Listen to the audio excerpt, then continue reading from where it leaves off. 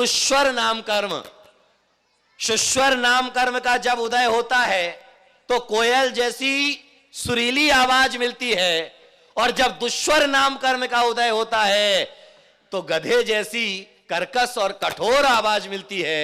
इसीलिए जो भगवान की भक्ति में गले की जरूरत नहीं होती है, हमारे अंदर के अनुराग की जरूरत हुआ करती है। मीरा जब नारायण श्री कृष्ण की भक्ति में डूबी तो वह गीत गा रही थी। वहां एक संगीत का जानकार बैठा हुआ था। उस संगीत के जानकार ने जो है उस गीत को सुना, और गीत को सुनकर के उसने बोर्ड पर लिख दिया, राग में गाया करो। क्या लिखा? राग में गाया करो। क्योंकि मीरा का राग ठीक नहीं था, इसलिए उसने लिख दिया राग में गाया करो। तो जब उसने लिखा कि राग में गाया करो, मीरा का जब कीर्तन पूरा हुआ तो पूरा होने के बाद बोर्ड पर जाकर के पढ़ा तो वहां लिखा हुआ था कि राग में गाया करो। तो मीरा ने एक शब्द और उसके आगे जोड़ दिया, अनुराग में गाया करो। क्योंकि राग में तो कोई गा सकता है, लेकिन अनुराग में भगवान का भक्त ही गा सकता है, और जो भगवान का भक्त गाता है वही अनुराग पूर्वक। इसीलिए भक्तांबर को एक लता मंगेशकर ने भी गाया, और एक जो है आचार्य मानतुंग ने गाया। कहां बैठकर? कहां बैठकर? सुनाई नहीं पड़ा मुझे। जेल में बैठकर। कहां की जेल में? हो गया गुम। भोज। भोज तो जो है कर्नाटक में है। राजा का नाम था राजा भोज, क्योंकि जो है मध्य प्रदेश की धार जिले की जेल में बैठ करके जो है आचार्य मानतुंग जो है भगवान की भक्ति में। हमेशा एक बात कहा करता हूं कि जितनी धर्म की प्रभावना हम संतों के माध्यम से हुई है, उन धर्म की प्रभावना श्रावक के माध्यम से नहीं हुई है। जब भी धर्म पर संकट आया है तो संतों ने ही धर्म को संकट को दूर करने में अपना स्थान दिया है। क्योंकि अकंपनाचार्य आदि 700 मुनियों के ऊपर उपसर्ग हुआ, तो उनका दुपसर्ग दूर करने के लिए कोई श्रावक आगे आकर के खड़ा नहीं हुआ। विष्णु कुमार महामुनि जाकर के उनका उपसर्ग दूर करते हैं। जब मानतुंग आचार्य को जो है घसीटते हुए राजा भोज के दरबार में ला करके खड़ा किया जाता है, उन्होंने कोई भगवान से प्रार्थना नहीं की। लेकिन जब उन्हें गवाही सभा में अपमानित किया जाता है, जब भी उन्होंने कुछ नहीं किया, लेकिन तंत्र मंत्र के माध्यम से ये दिखाने के लिए कि दिगंबर मुनि हिंसक होते हैं, वह अपने कमंडल में जो है मछलियां पालते हैं, तो तंत्र मंत्र के माध्यम से उनके कमंडल में मछलियां पैदा कर दी जाती हैं। आचार्य ने सोचा कि अगर अभी कमंडल को उल्टा करने के लिए कहा जाएगा तो जिन धर्म की बहुत आप प्रभावना हो जाएगी। तुरंत उन्होंने जो है तप के बल से वह जो है उस कमंडल के अंदर मछलियों को पुष्प का रूप दे दिया। और जब कभी कालिदास के कहने पर कहा कि दिगंबर मुनि तो जो है हिंसक होते हैं, अपने कमंडल में जो है मछलियां पालते हैं, तत्क्षण जो है मानतुंगाचार्य ने अपने कमंडल को पलटा और पुष्प की वर्षा हो जाती है। चारों तरफ जैन धर्म की जय जयकार होने लगती है। तो जब भी मुनियों के जब भी धर्म के ऊपर संकट आया है, मुनियों ने ही बचाया है। अरे इतना ही नहीं, आज श्रावक के आचरण को देख करके, श्रावक के व्यवहार को देख करके, श्रावक के जीवन को देख करके कोई नहीं कहेगा कि ये जैन श्रावक जा रहा है। लेकिन दिगंबर मुनि जब भी रास्ते से निकलता है तो देखने वाले यही कहते हैं, ये देखो जैन मुनि जा रहे हैं। क्योंकि मुनि का बाना देख करके ही जैन प्रमाणित हो जाते हैं, और तुम्हारे आचरण को देख करके कोई नहीं कह सकता। इसलिए जैन ना दिन में चैन ना रात में चैन, फिर भी भैया हम हैं। वाह जय हो। क्योंकि पहले कहा जाता था कि जैन रात में नहीं खाते, जैन जो है पानी छान करके पीते हैं, जैन जो है देव दर्शन के बगैर मुख में कुछ नहीं लेते हैं। लेकिन आजकल देखा जाए, पहले देव दर्शन नहीं, पहले पहले, क्योंकि जैनाचार्यों ने कहा कि श्रावक के 6 कर्तव्य हुआ करते हैं, देव पूजा, गुरु उपासती, स्वाध्याय, संयम, तप और दान। लेकिन तुमने उन कर्तव्यों को बदल दिया। पेट पूजा, पेट पूजा, बूट पालिश, राजस्थान पत्रिका स्वाध्याय, चाय तपा तपा। अब किसको समय है, क्योंकि जो है उसको जो है स्वाध्याय करने की जरूरत नहीं है, क्योंकि स्वाध्याय करने के लिए जो है ग्रंथ मुनियों के लिए छोड़ दिए हैं, मंदिर की मूर्तियां जो है पुजारी के लिए छोड़ दी है। और अब आगे आने वाले समय में अगर ऐसा ही चलता रहा तो वह दिन दूर नहीं होगा कि जब मंदिर का पुजारी अपने मस्तक पर मूर्ति लेकर के जो है घर घर जाएगा और घर घर जाकर के कहेगा कि भाई भगवान लाया हूं, दर्शन कर लो, तो अंदर से आवाज आएगी, अभी मैं बाथरूम में नहा रहा हूं, पड़ोसी को करा ला फिरा।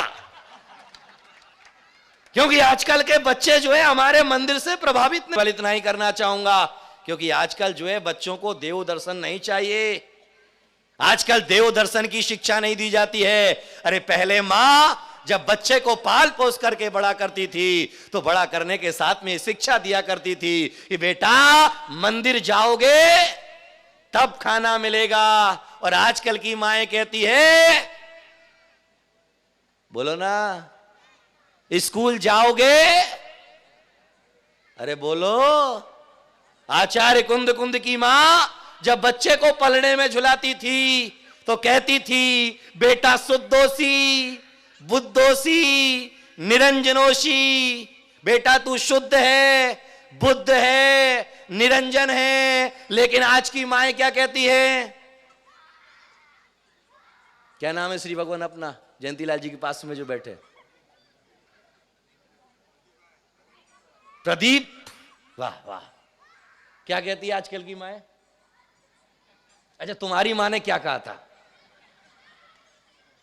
अरे बोलो ना बाबा। बेटा, बेटा तो सारे की मां, सभी की मां बोलती है, लेकिन पालने में झुलाते समय क्या बोला था? वो हमको क्या पता, वो तो मां को पता हो। याद में रखिए, क्योंकि आजकल की मां बची कहां है, वह तो मम्मी बन चुकी है। और जितने पिता थे वो सब, मां जो है मम्मी बन गई, पिता जो है डैड हो गए। अब जो है बचा कौन? बचा कौन? कौन बोला? अंकल और आंटी। अब अंकल और आंटी बचेंगे तो बांधेंगे गले में घंटी। क्योंकि आचार्य कुंद कुंद की मां कहा करती थी कि बेटा शुद्धोसी, बुद्धोसी, निरंजनोसी, बेटा तू शुद्ध है, बुद्ध है, निरंजन है। लेकिन आजकल की माएं जब पलड़े में झुलाती है तो पलड़े में झुलाते समय वह ये नहीं कहती है, वह तो कहती है सूरज है तू। अरे बोलो ना बाबा, सूरज है तू, चंदा है तू, मेरी आंखों का। अब तारा तो टूटेगा, तारे का धर्म ही है टूटने का, हमने पहले ही प्रमाण दे दिया। अब जब कह दिया कि सूरज है तू, चंदा है तू, तो अब वह तारा तो टूटने ही वाला है। अब जब बड़ा हो जाने के बाद में तो वह बेटा तुम्हारी तरफ देखता नहीं है, तो फिर कहते हैं कैसा कमबख्त पैदा किया है, बीबी क्या आई। कौन बोला उसका गुलाम हो गया? अब उसे तो जो है गुलाम होना ही था, क्योंकि उसे तो अपना मुख फेरना ही था, क्योंकि तुमने पहले ही कह दिया था सूरज है तू। अरे बोलो ना जोर से, सूरज है तू, चंदा है तू, मेरी आंखों का तारा है तू। अब टूट गया। अब जो है उसे जो है अपनी मां की दवाई याद नहीं रहती है। इसीलिए आपने ओम व्यास ओम को सुना हो। ओम व्यास ओम की बहुत प्यारी कविता है वह, कुत्ते को घुमाना याद रहा पर गाय की रोटी भूल गए। कुत्ते को घुमाना याद रहा पर गाय की रोटी भूल गए। पार्लर का रास्ता याद रहा पर लंबी चोटी। देखना महिलाओं को आज, क्योंकि पहले कहा जाता था कि जिन महिलाओं के बाल कमर के भाग का स्पर्श करते हैं वह सौभाग्यवती कहलाती है। पहले बाल कटाना पाप माना जाता था, आजकल बाल कटाना कौन बोला पुण्य माना जाता है। याद में रखिएगा कि नाखून बढ़ाए जाने लगे और बाल, और आजकल फैशन का ऐसा दौर चला है। एक लड़का मेरे दर्शन करने के लिए आया तो उसके सर पर जो है हाईवे बना हुआ था, इधर से जो है बीच में बाल हैं डिवाइडर, इधर से जो है सांप। और आजकल देखा जाए कई लड़कों को देखना इधर उधर पूरा कटिंग है, बीच में बाल है। कई बैठे हैं यहां पर वो भी, अब वो जो है इधर उधर पूरा ऊपर बीच में जो है टापू है, इधर उधर पूरा जो है पानी भरा हुआ है।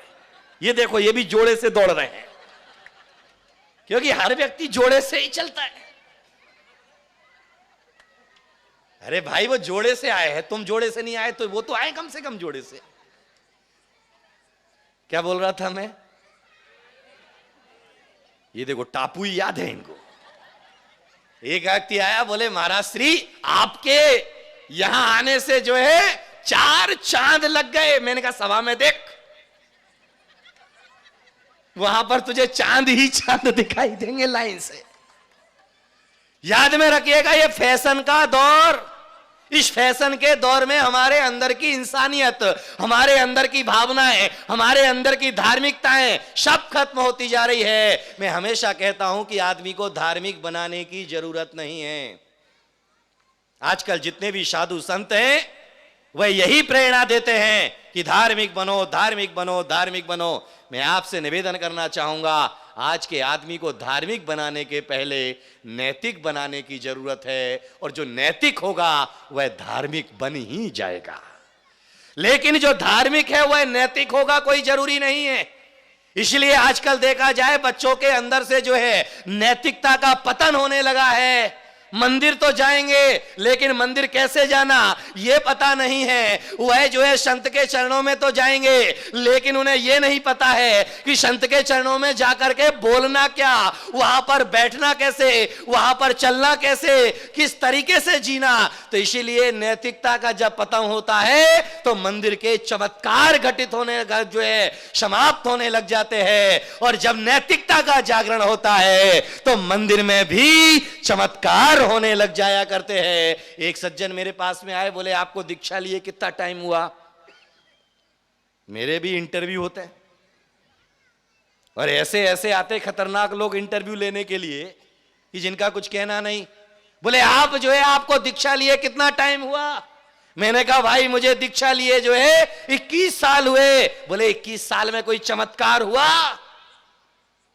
मैंने कहा क्या मतलब? अरे बोले हमने पढ़ा था कि जहां पर मुनिगण विराजमान होते हैं वहां 6 ऋतुओं के फल फूल लग जाया करते हैं। अरे हमने तो जो सुना था कि जहां पर मुनिगण विराजमान होते हैं उनके तप के प्रभाव से जो है फल फूल अपने आप लगने लग जाते हैं। गाय और शेर एक घाट पर आकर के पानी पीने लग जाया करते हैं। इसलिए ऐसे कोई चमत्कार आपके जिंदगी में हुए या नहीं हुए? अरे मैंने कहा सावधान रहे, आज के इस पंचम काल में दिगंबर मुनि बनना ही सबसे बड़ा चमत्कार है। इससे बड़ा चमत्कार कोई दूसरा। यहां पर इतने सारे लोग बैठे हैं, एक व्यक्ति को कहा जाए कि यहां से जो है केवल जो है चौराहे तक जाना है चड्डी पहन करके 10,000 रुपए देंगे, जाने के लिए तैयार नहीं होगा। छोटा सा बच्चा भी होगा वह वस्त्र उतार करके जाने के लिए तैयार नहीं होगा, क्योंकि महावीर का बाना धारण करने के लिए ऐरा गहरा नत्तू खेरे का वश में नहीं हुआ करता है। अरे महावीर का बाना तो वही पहन पाता है, वही धारण कर पाता है जो महावीर का लघु नंदन हुआ करता है। इसीलिए जो है कवि को कहना पड़ा, कुत्ते को घुमाना याद रहा पर गाय की रोटी भूल गए, पार्लर का रास्ता याद रहा पर लंबी चोटी। अंकल आंटी याद रहे, काका मामा को भूल गए, फ्रिज कूलर याद रहा, मटके का पानी भूल गए। याद में रखना कि आजकल जो है दुल्हन जब आती है मंडप में भी तो वह भी जो है ब्यूटी पार्लर से एकदम तैयार होकर के आती है, और लेकिन वह बाहर की खूबसूरती तो उसके चेहरे पर दिखाई देती है, लेकिन अंदर की खूबसूरती से वह परिवार स्वर्ग में तब्दील होने में कारण बन जाया करता है। अंत में कवि ने लिखा, दोस्त यार सब याद रहे, दोस्त यार सब याद रहे, पर सगे भाई को भूल गए, साली का जन्मदिन याद रहा, पर मां की दवाई भूल गए। याद में रखिएगा, इसीलिए जो है आजकल वृद्धाश्रमों की जरूरत पड़ने लगी, क्योंकि आज नैतिकता का पतन होने लगा। इसलिए आज परमात्मा के चरणों में बैठ करके, ईश्वर के चरणों में बैठ करके केवल इतनी ही अपने अंदर से ताकत पैदा करे, इतनी ही भावना पैदा करे कि हम अपने बेटे को इंजीनियर बना पाए या ना बना पाए, हम अपने बेटे को डॉक्टर बना पाए या ना बना पाए, हम अपने बेटे को जो है कलेक्टर बना पाए या ना बना पाए, हम अपने बेटे को एक बहुत बड़ा उद्योगपति बना पाए ना बना पाए, लेकिन एक अच्छा इंसान बना करके छोड़ेंगे। ये हमारा संकल्प होना चाहिए, क्योंकि आज का इंसान कल का भगवान बन करके खड़ा हो जाया करता है। इसलिए आजकल डॉक्टर तो बन जाते हैं, लेकिन इंसानियत भूल जाते हैं। जब मरीज जो है टेबल पर पड़ा होता है, लेकिन जब तक पैसे नहीं दिए जाते हैं, ऑपरेशन प्रारंभ नहीं होता है।